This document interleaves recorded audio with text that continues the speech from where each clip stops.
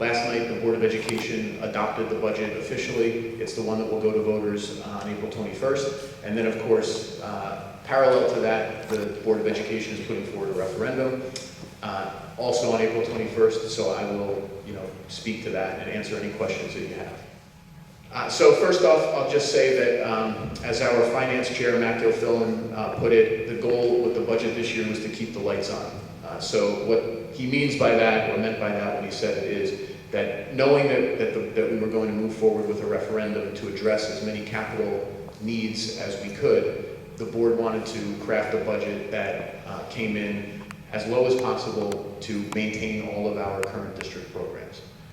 There's no significant additional program included in this year's budget. We always talk about where Chatham lies in relation to other school districts. This is just a stat that takes some data from the Department of Education. The first column is the per pupil budgetary cost in 2012-13, the most recent year for which data is available. And these are some of our sister school districts. And you can see that on a per pupil budgetary basis, these are costs associated with classroom instruction and the educational delivery in a school district. We spend less than every one of our peers. And at the same time, we have a very high percentage of students who opt to take an AP test by the time they graduate. And we have the highest percentage on this list of students who are still enrolled in some kind of college or university study 16 months after they graduate from Chatham High School.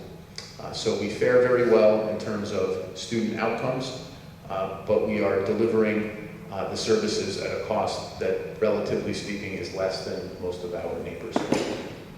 This is Morris County, just the per pupil budgetary cost.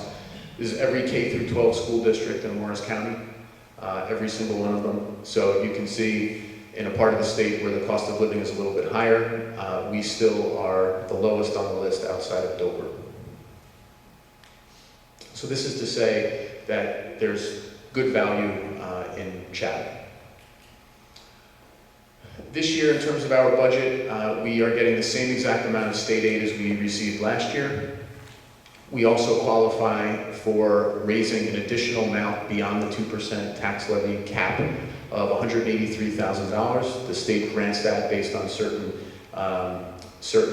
parameters, such as enrollment growth. In our case, this has to do with health insurance costs, that the state health insurance plan is rising a certain amount, and so then we get a credit, if you will. Our board could exercise that as taxing authority.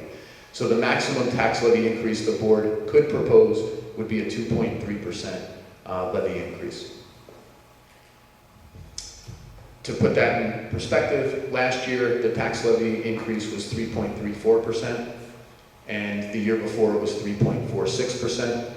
In both of those years, the Board of Education asked a second question, and in both of those years, the voters approved the second question, and that is why the tax levy increase was up above 3. So what's included in this year's budget, as I said, was everything to maintain our current programs, as well as some restroom upgrades where we qualify for state funding at Chatham High School, and then something we've been working on for a couple of years is approval for improved parking at Washington Avenue School. And every year now for the past 3, 4, 5 years, we've been trying to bolster our special education programming in the district so that we can retain more students in district, keep those costs down, and keep students here near their peers and their neighbors and not have to send them out of district. So the budget includes those 3 items. Sorry about that. So this is a slide of expenditures included in the current budget. I know that this is a little bit small. It'll be available on our website. But you can just see in the final column the percent change year over year, and a lot of those numbers are coming in right around 2%, some below, some above, and then there are some wider swings when we get into capital outlay and so forth towards the bottom of the screen. So in looking at those expenditures that I just moved through kind of quickly, the goal of the Finance Committee and the Board of Ed, what we have this year is a 1.77% tax levy increase. It's almost half of what the tax levy increase was last year. And we believe this is a responsible budget. It will ensure that we're doing what we have to do for students, but it does not, as I mentioned before, expand any program like we did last year. Again, to kind of put that in perspective, last year in the township, the 3.34% translated into about a $48 increase in property taxes per $100,000 of assessed value. So this year, that 48 will drop down to about 28. And in the borough, you can see a similar drop from about $26 to 15. And on a house assessed at $700,000, you can also see the difference between the tax levy increase this year compared to the last 2 years.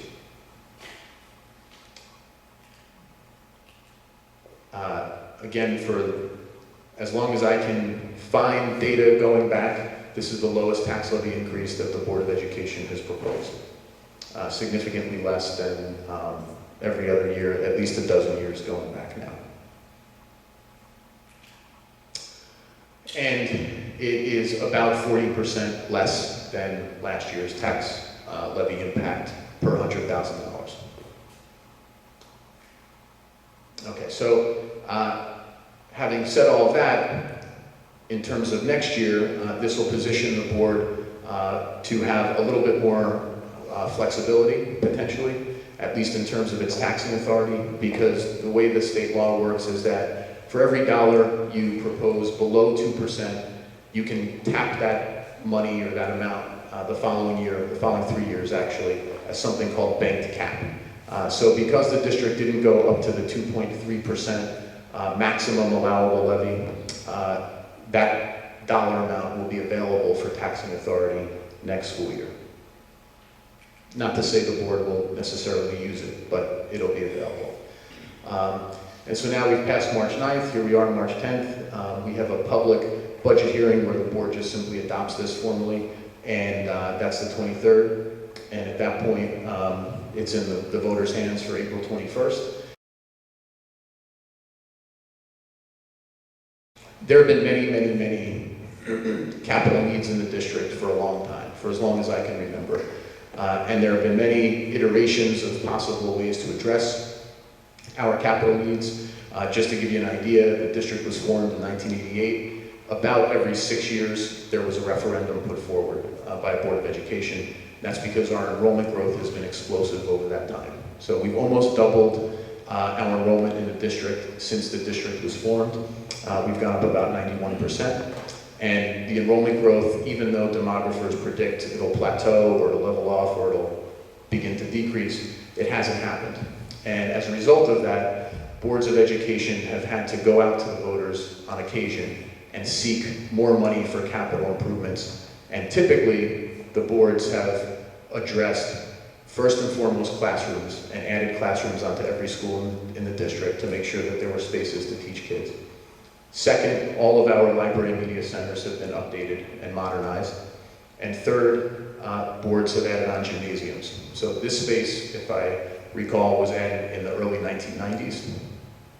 In 2005, there were gymnasiums put on Chatham Middle School and Washington Avenue School. And right next to the gymnasiums, we've got additional athletic facilities or improved athletic facilities, Cougar Field and Haas. So the district has had to seek capital improvements on occasion because it runs a lean budget, and on a per pupil basis, it's spending very efficiently in terms of delivering an educational product. At the current time, we drained out our capital reserve account in order to add on to the high school to make sure that the students in grades 3 through 8 roughly have enough space in the district. And at the current time, of course, we think that we can't really handle some of the major capital improvements that we need to address through our operating budget or capital reserve account. In addition to that, so in addition to just the capital needs that we've been looking at and that we think we need to address, there's an opportunity right now because of some other factors.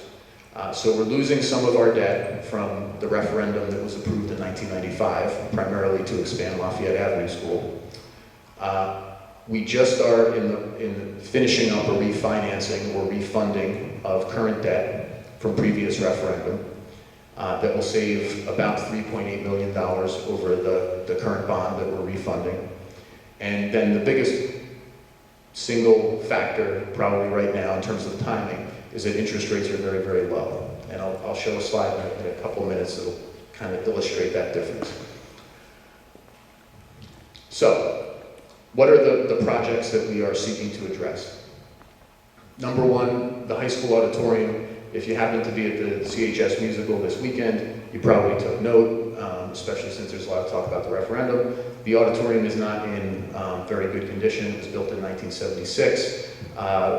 Aside from the code issues and ADA compliancy and so forth, there are only about 700 seats in the auditorium. We have about 1,200 students in the high school. Everything in the auditorium is original, from the seats to the carpet to the roof to everything else. And we need to invest in the auditorium. It's outdated and outmoded. We can't increase the size of that auditorium in a way that is cost-effective or not disruptive to both Lafayette Avenue School and Chatham High School. And there are reasons for that. There's poured concrete in the foundation, which makes it impossible to drill down. The roof is connected to both buildings, Lafayette and the high school, so we can't just rip the roof off and build up.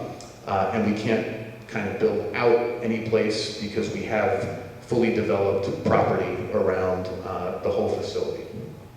So therefore, we can't just simply build a new auditorium on the high school property, at least not without taking away something else that we believe we need, or disrupting the high school, and we don't have any place to put students if we have to take out 6 or 8 or 10 or 12 classrooms for construction.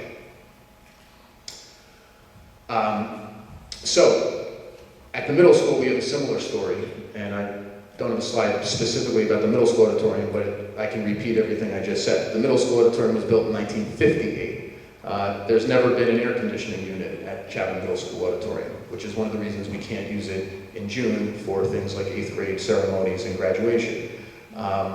The middle school auditorium is just as outdated, just as outmoded.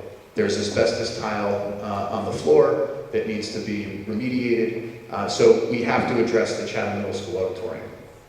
So in looking at the middle school and the high school with our architects, we've come to the conclusion that it's not a cost-effective and not a great solution to just try to enlarge or redo the space at the middle school or the high school. It would be better for us, it would give us more value, more flexibility in the future, address some of the needs that you see on the screen relating to seating capacity, storage capacity, construction space, and so forth if we built a new auditorium.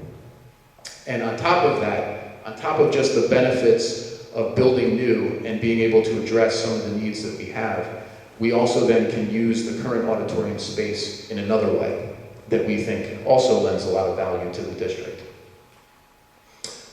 And so in terms of the auditorium space, how we would use it, first thing we would do is we would address this imbalance here that you see on the screen.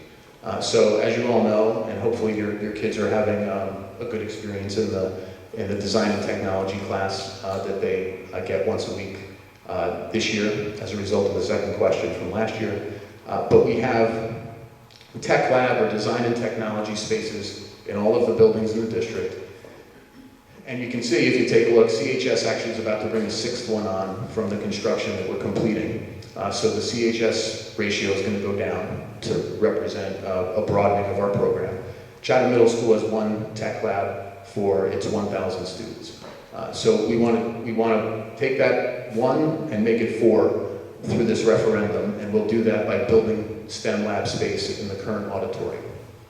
On top of that, we'll move the district offices from their current location in the Chatham Township Municipal Building, and we'll save operating costs by integrating Pete's office and my office and the rest into a district facility. So just as an example there, that bottom bullet, right now every school in the district has fiber optic network that that takes us out to the internet and enables us to do what we need to do. Being out in the township, we don't have access to that network, so we have to pay for internet and phone costs, many thousands of dollars every year. That goes away if we're in a district facility down at the middle school. And there are other benefits too. In addition, converting the middle school into STEM labs and integrating the board offices, all of that has been approved by the state for state funding, basically, or at least offset in debt relief. So the state would pick up roughly 40% of that project, which makes it even more appetizing for us. So the total cost of that project would drop from 3.4 million to 2.1, and then we would have savings in operating costs every year. In addition to that, we want to have more space at all of our elementary schools, including Southern. This proposal originally entertained an expansion of all three buildings. The board, after getting public feedback, narrowed the scope of the project a little bit. So we would build 4 classrooms over at Milton, 2 at Washington, and then what we would do is relocate 2 programs here, possibly special ed programs, or we might relocate something at Washington, like one of our pre-K programs, over to Milton. But we would rearrange some of the programming in the district so that every building had a net gain of 2 classrooms. That's the goal here. So 6 classrooms across the district, 2 new classrooms, or 2 available classrooms for each school building. We'd also upgrade Cougar Field. That's another place that the district acquired that property in the 1970s. Everything there is original except for the turf. So the parking is a mess, as you probably know. The bleachers are old. They're out of compliance with every current regulation you can find. So we would give that an upgrade, and we'd also create some kind of walking and running path around the perimeter. And then lastly, we would look to turf the high school fields. Our spring sports season started last Friday, actually, and none of our teams, of course, can get on any field in the district. And that wouldn't change. Obviously, we still have snow, but the benefit of turf is that as soon as the snow melts, you can get on the turf. At the high school field right now, our baseball teams are not going to be able to get on their field for at least another probably 2-3 weeks, because once the snow melts, it's nothing but mud. Back to the interest rates. So this is just a snapshot of what the district did in 2005 versus what we're proposing to do now. And if you look at the projects, they're actually very similar if you swap out gymnasiums for auditoriums. So you've got classrooms in various buildings, you've got improvements at Cougar Field, you've got additional turf work, and then 2 auditoriums instead of 2 gymnasiums. The total amount for each referendum is also in the similar. 24.8 for the one that I've been talking about, 26.7 for the one in 2005. And then if you can see what the tax impact was per $100,000 of assessed value. In the borough in 2005 it was 71, and in the township it was 57. And we project this year's tax impact to be about 25. So the low interest rate environment makes it much, much more attractive to go out and address capital needs now. And if we wait, our fear is that the interest rates will begin to rise, and then the gap between what it cost in 2005 and what it will cost this year is going to close. And that's something that our board wants to avoid, and that's one of the reasons why the referendum is moving forward now. Back when I was talking about the budget and mentioned that last year's tax impact per $100,000 in the township was $48, roughly $48. The tax impact then would be about 25. So you can see the impact of the referendum will be roughly half of what the tax levy increase was for the township a year ago, just with the budget. So again, it just speaks to the fact, and our board members have spoken about this a lot, that the timing and the low interest rate environment makes this less impactful than it otherwise ever would be to take on this kind of capital improvement plan. All right, so let me just hit some very specific questions that come up every now and again. This is a dead issue now. The Board of Education voted unanimously last night to keep the referendum as one question that will go to all voters. The reason, in part, that they did that is that they believe that this referendum represents a comprehensive improvement that touches every part of the educational program, arts, athletics, academics, and they didn't want to prioritize or place more value on one element of the program more than any other. Another reason is that some of these projects are really interdependent and they have been developed assuming that the others would take place too. But that, like I said, is a dead issue at this point. There are questions about operating costs. It does cost money to open up a new building. We've worked with our architect and engineers, and we believe the cost of operating the new auditorium in terms of heating it, cooling it, putting lights on, so on and so forth, would be about $20,000. And we would probably add a half-time custodian to help us in that regard. So we're looking at somewhere around $40,000. But as I mentioned before, we will save probably twice that amount, at least, just by moving from the township down to the middle school. So operating costs are positive for us, we think. Some folks have wondered, can we just add lots of teachers and have more programs available for kids? We can't really do that. Programs are added to a budget via the operating budget or a second question like we did last year. Capital improvements, on the other hand, in this case with this referendum, are financed. So as a result, you kind of get a little bit more bang for your buck in terms of the tax impact. So just for a comparison's sake, last year, April 2014, 1 year ago, when I was talking about the second question, that second question was for $460,000. The $460,000 ended up turning into an $8 increase per $100,000 of assessed value on people's taxes. This year, $460,000 last year. This year we're talking about $25 million. The $25 million will result in $25 impact per assessed, $100,000 of assessed value. So, and it's paid off in 20 years. So the impact is just much, much, much less compared to adding programs tied to staffing and other costs. As I mentioned, we could do a cheaper proposal, and we can just give a facelift, or we can just renovate the current auditoriums at a lower price point.